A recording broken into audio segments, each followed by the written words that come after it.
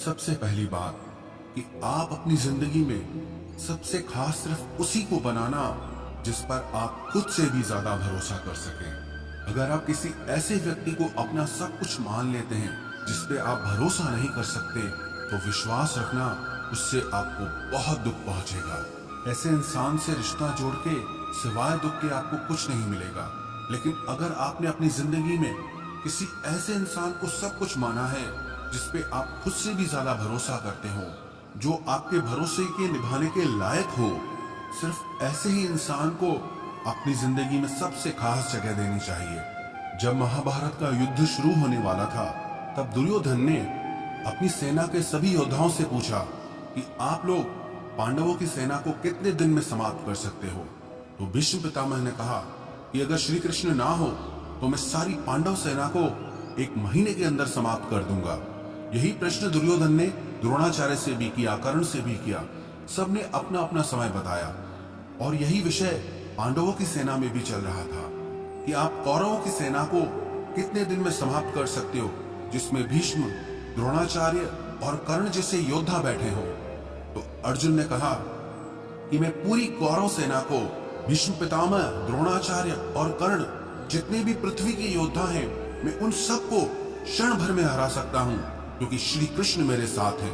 और अगर वो मेरे साथ हैं, विश्व के सारे योद्धा आ जाएं, देवी देवता क्यों ना आ जाएं, पर मैं सबको परास्त कर सकता हूं अगर श्री कृष्ण मेरे साथ हैं तो। महाभारत का एक और भी प्रसंग है। एक दिन कौरवों ने छल से एक योजना बनाई और अभिमन्यु को सबने मिलकर के छल से मार दिया, और उसका कारण था जयद्रथ। जयद्रथ की वजह से उस तक सहायता नहीं पहुंच पाई। फिर जब अर्जुन को यह पता चला कि अभिमन्यु का वध जयद्रथ के कारण हुआ है, तो उसने प्रतिज्ञा कर ली कि कल सूर्यास्त तक मैं जयद्रथ का वध कर दूंगा, नहीं तो मैं अग्नि समाधि ले लूंगा। और दूसरे दिन कौरवों ने ऐसा चक्रव्यूह रचा कि जयद्रथ को असंख्य सैनिकों के पीछे जाके खड़ा कर दिया। तब श्री कृष्ण ने अर्जुन से पूछा कि तुमने जो प्रतिज्ञा की है क्या सोचकर की है? आज कौरवों ने जयद्रथ को सेना के बिल्कुल अंत में खड़ा कर दिया है, और आज शाम तक तुमको सारे योद्धाओं से लड़कर उस तक पहुंचना है। कैसे सच कर पाओगे अपनी प्रतिज्ञा को? तो अर्जुन भगवान के चरणों में गिरकर कहने लगा कि मैंने जो ये प्रतिज्ञा की है अपने भाइयों के बल पे नहीं की, भीम के बल पे नहीं की। मैंने ये जो प्रतिज्ञा की है अपने शस्त्रों के बल पे नहीं की है, अपनी शक्ति के बल पे नहीं की है। मैंने जो ये प्रतिज्ञा की है आपके बल पे की है।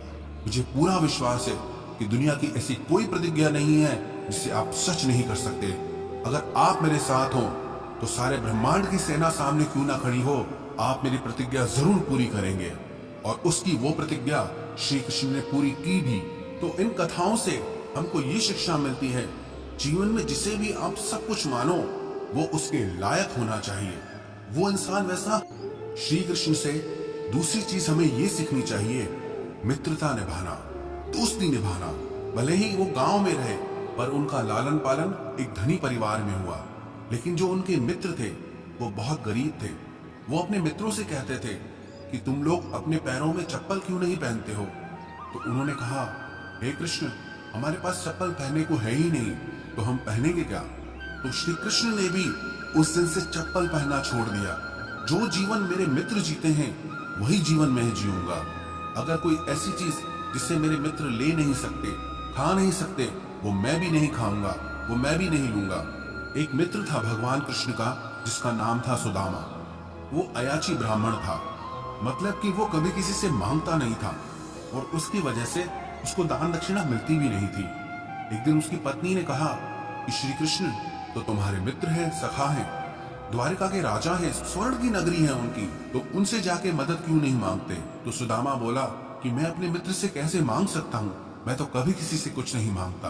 तो उसकी पत्नी ने बोला, अपने लिए मत मांगो, अपने बच्चों के लिए तो मांगो। जब सुदामा यात्रा करके द्वारिका पहुंचा तो काफी दिन तक वहां पर रहा, पर इतने दिन तक रहने के बाद भी वो श्री कृष्ण से अपने लिए कुछ मांग ही नहीं पाया। लेकिन श्री कृष्ण उसकी सारी स्थिति समझ गए। जब वो द्वारिका में रह रहा था, उन्होंने अपने लोग भेजकर उसके शहर में उसके लिए सुंदर महल तैयार करवा दिया। काफी दिन रहने के बाद जब सुदामा वापस गया तो वो बहुत खुश था कि मैं श्री कृष्ण से मिलकर आया हूँ, पर मन में दुख भी था कि मैं अपने लिए कुछ मांग ही न पाया।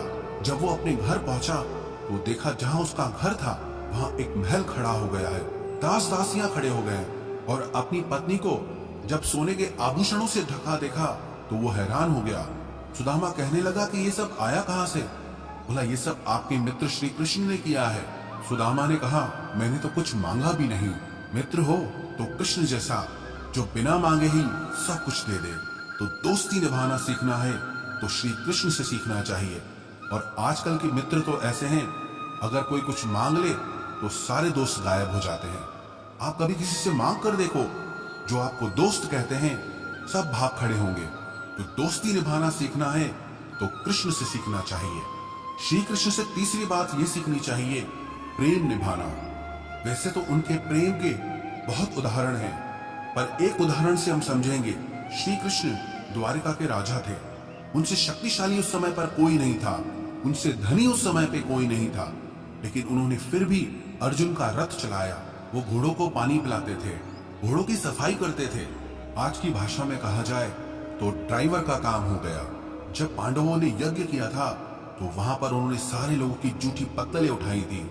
वो कहते थे कि अर्जुन मेरो प्राण है और मैं अर्जुन को प्राण, अर्जुन के जीवन से जीवन हमारो है। तो प्रेम निभाना सीखना है तो श्री कृष्ण से सीखना चाहिए।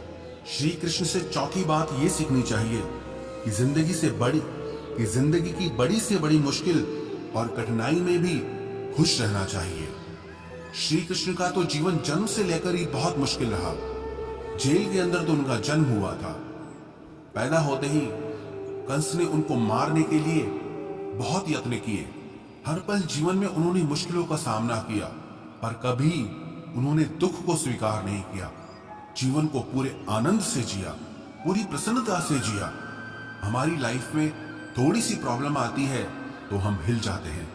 कई बार तो कोई दुविधा होती ही नहीं, सिर्फ दुविधा आने का, दुख आने का डर होता है, चिंता होती है, उसी की वजह से हम परेशान हो जाते हैं। जिंदगी को आप कंट्रोल नहीं कर सकते, परिस्थितियों को आप कंट्रोल नहीं कर सकते, पर परिस्थिति चाहे कैसी भी हो, उसमें खुश रहना है या दुखी रहना है, वो आपकी चॉइस होती है। वास्तविकता में दुख और सुख बाहर की चीज है ही नहीं, सब आपके अंदर की चीज है। तो श्री कृष्ण के चरित्र से ये बात जरूर सीखनी चाहिए कि बाहर की परिस्थितियां चाहे कैसी भी हो, लेकिन हमको अंदर से हमेशा खुश रहना चाहिए। श्री कृष्ण के चरित्र से पांचवी बात सीखने वाली ये है कि जो जैसा है उसके साथ वैसा चलो। श्री कृष्ण को भी पता था कि द्रोणाचार्य, भीष्म ये लोग धर्मात्मा लोग हैं, लेकिन वो अधर्म के पक्ष में खड़े हैं। तो अगर वो अधर्म के पक्ष में खड़े हैं तो वो भी अधर्मी हुए, और जो अधर्मी है उसका नाश जरूरी है। और उन्होंने सिर्फ षड्यंत्र किया, छल किया, तो उनको श्री कृष्ण ने भी छल से ही समाप्त किया। मर्यादा उसके सामने दिखाओ जो मर्यादा जानता हो, इज्जत उसको दो जो इज्जत को समझता हो। कई बार हम उन लोगों को इतनी ज्यादा अहमियत देते हैं, इज्जत देते हैं, कदर करते हैं, जिन्हें उसकी वैल्यू होती ही नहीं है। और कई बार जो इंसान गलत होता है हम उसको कुछ कहते ही नहीं है, चुपचाप सहते रहते हैं। कोई इंसान अगर हमसे बड़ा है या हमसे पोस्ट में बड़ा है या हमसे धर्म कर्म ज्यादा करता है, इसका मतलब ये नहीं है कि वो हमें जज करे या वो हमारे साथ गलत चले। अगर कोई आपके साथ गलत चलता है तो वहां मर्यादा काम नहीं आती है। इसलिए श्री कृष्ण के चरित्र से ये जरूर सीखना चाहिए कि जो इंसान जैसा है उसके साथ वैसा चलो। दुष्ट के साथ ज्यादा अच्छा चलोगे तो भी वो आपके साथ अच्छा नहीं चलेगा, लेकिन जो आपके साथ अच्छा है, भलाई करता है, उसके साथ आप कभी बुराई मत करो। आप भी उसके साथ हमेशा अच्छा चलो। श्री कृष्ण के चरित्र से छठी बात हमें ये सीखनी चाहिए कि कभी किसी को खोने से मत डरो। जब महाभारत का युद्ध समाप्त हो गया तब श्री कृष्ण को लगा कि जो मेरे वंशज है, जो यादव हैं, वो इस समय पृथ्वी पे सबसे ज्यादा शक्तिशाली हैं, उन्हें कोई मार नहीं सकता। तो गांधारी के शाप को माध्यम बना के अपने ही वंश को आपस में लड़वा के खत्म कर दिया। इतनी बड़ी जो सोने की द्वारिका नगरी बनाई थी, वो पूरा महल वापस समुद्र में डूब गया। उनका सारा वंश ही खत्म हो गया और खुशी खुशी उन्होंने उसे स्वीकार किया। अपनी ब्रज भूमि से श्री कृष्ण को बहुत प्रेम था, लेकिन जब जरूरत पड़ी तो क्षण भर में उसका त्याग कर दिया। सबसे प्रेम किया, पर जब जहां त्याग की बात आई, छोड़ने की बात आई, तो उन्होंने कभी देर नहीं की। ऐसे ही जब हम चीजों से चिपक जाते हैं, किसी को खोने से डरते हैं, तब वो चीजें हमारे लिए मुसीबत बन जाती है। कुछ चीजों को पकड़े रहना हमें बहुत तकलीफ देता है। कुछ खोने का डर हमारी जिंदगी की खुशी छीन लेता है। जब आप किसी को खोने से डरते हैं ना, तो एक तो पक्की बात यह है कि उस चीज को खोने के चांसेस बहुत बढ़ जाते हैं। लेकिन जब आपके अंदर किसी चीज को खोने का डर खत्म हो जाता है, तब आप खुद बादशाह बन जाते हैं। फिर आपको परवाह ही नहीं रहती। इसीलिए श्री कृष्ण के चरित्र से ये बात जरूर सीखनी चाहिए कि हमें कभी भी किसी चीज को खोने से नहीं डरना चाहिए।